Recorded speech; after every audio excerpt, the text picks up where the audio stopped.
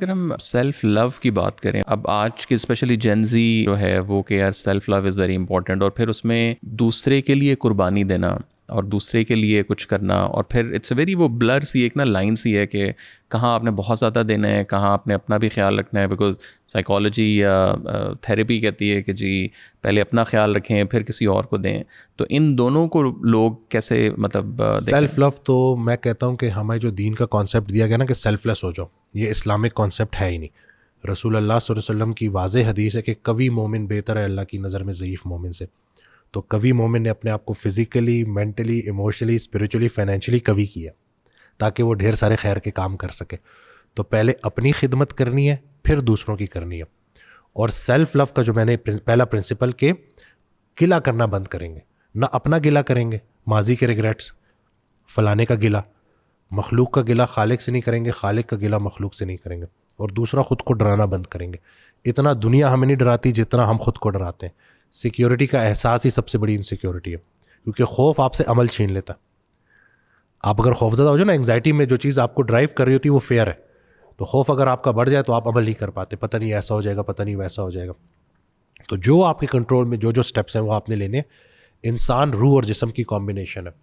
روح کو اللہ کا ذکر چاہیے، جسم کو صحیح خوراک اور ورزش چاہیے، اور نیند چاہیے. تو آپ خود سے سوال پوچھیں، کیا میری ڈائٹ اچھی ہے؟ کیا میں ایکسرسائز کرتا ہوں؟ کیا میری نیند بہتر ہے؟ کیا میری کوئی اگر سٹریس لیولز بڑھے ہوئے ہیں تو کیا میں نے کسی سے ڈسکشن کی ہے؟ دوست وہ ہے جو خوشی کو بڑھا دے اور غم کو کم کر دے، کوئی اچھا دوست ہے؟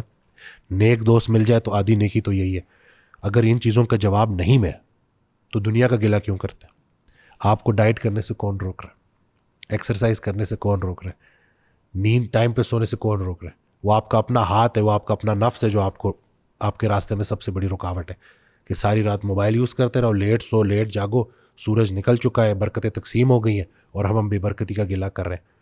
تو جس دن ہمیں یہ پتہ چل گیا نا کہ ہماری راہ میں سب سے بڑی رکاوٹ ہم خود ہیں، اور اللہ نے اس وجود کا بھی پوچھنا ہے. قرآن پاک کی واضح آیت ہے کہ تمہیں جو کچھ دیا اللہ نے اس سے متعلق تم سے سوال کرنا ہے. تو آپ کا وجود اللہ نے آپ کے حوالے کیا ہے کہ اس کا خیال رکھو. اور ابھی تو گورا لانجیوٹی اور ہیلتھ سپین کے اوپر کام کر رہا ہے، اور وہ یہ کہہ رہا ہے کہ جتنا آپ کا لین مسل میس اچھا ہے اتنی محتاجی کے چانسز کم ہیں. معاشرے میں ٹالرنس نہیں ہے، غصے کا جو ہے بہت زیادہ. آپ دیکھیں کہ ابھی رمضان میں 4-5 بجے کے بیچ میں آپ دیکھ لیں تو یہ معاشرہ کیا ترقی کرے گا. افطاری کے وقت کھانوں کے اوپر جانوروں کی طرح ٹوٹ پڑتے ہیں. مائنڈ فل ایٹنگ کا کانسیپٹ نہیں ہے. تو بڑا کام کرنا ہے جی اس سوسائٹی کے اوپر.